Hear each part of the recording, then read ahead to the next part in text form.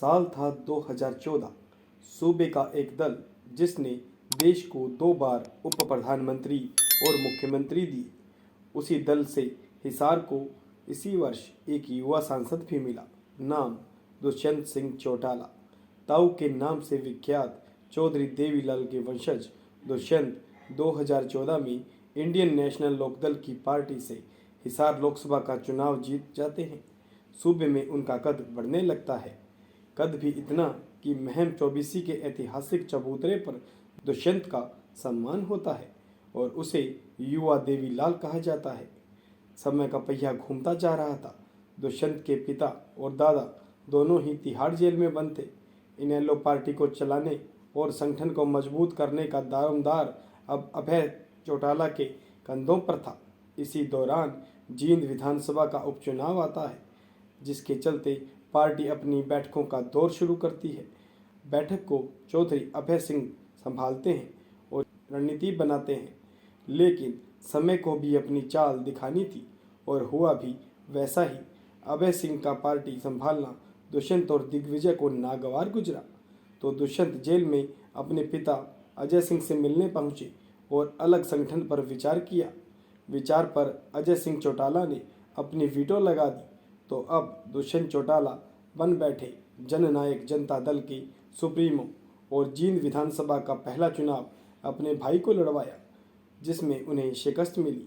इसके साथ ही सूबे में आम चुनाव का समय आ गया। सबको लगता था कि इनेलो और जेजेपी पुनः एक होंगे और सूबे में अच्छी खासी जीत दर्ज करेंगे, लेकिन समय को कुछ और ही मंजूर था। नतीजा, दोनों दल अलग अलग चुनावी रण में कूद पड़े। सबसे पहले दुष्यंत ने इनेलो का ही खात्मा करना चाहा और इनेलो के अच्छे खासे कार्यकर्ता को अपने दल यानी जेजेपी में शामिल किया, जिससे कभी सूबे की 90 विधानसभाओं पर राज करने वाली इनेलो केवल एक सीट पर सिमट कर रह गई और इसका तुरंत फायदा दुष्यंत वाली जेजेपी को मिला और सूबे में 10 सीटें जीतने में कामयाब हुई। हरियाणा विधानसभा में हंग असेंबली के आसार बन गए। तब मानो सत्ता की चाबी दुष्यंत के हाथों में लगी और सेहरा लगाकर दुष्यंत बन बैठे सूबे के डिप्टी सीएम। सत्ता की चादर तानते ही दुष्यंत अब अपने आप को राजा समझने लगे और जनता तो छोड़ो, अपने विधायकों की सुनकर भी अनसुना करने लगे। वाइस प्रेसिडेंट बना रखा था मेरे को ऑल इंडिया का। ऑल इंडिया की तो यह पार्टी भी नहीं है, तो उरेसी को है। एक राष्ट्रीय उपाध्यक्ष बना रखा था, तो राष्ट्रीय उपाध्यक्ष का पद तो भाई मैंने छोड़ दिया। इब्बे छोड़ रहा हूँ, थारे को बता दिया। बरादरी में अपने से बड़ा नेता नहीं देखना चाहते किसी।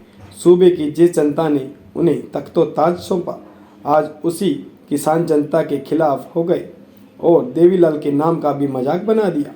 4.5 साल बीजेपी के साथ सूबे में हुए किसान आंदोलन में किसानों के खिलाफ रहे, जिससे उनका किसान विरोधी चेहरा सबके सामने आ गया।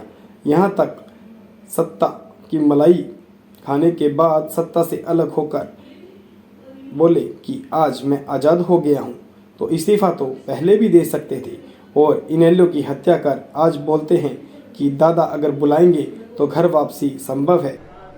तो कल बुलाएंगे तो हम तो कल चले जाएंगे। उस दिन भी यही कहा था कि एक दिन ऐसा आएगा जब चौटाला साहब खुद रीथिंक करेंगे।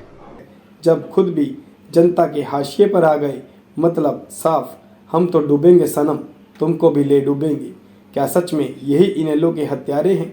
बहरहाल आने वाला समय ही बताएगा कि जेजेपी का सूबे में अंत होगा या नवोदय। तब तक आप देखते रहिए पत्रकार की पोटली।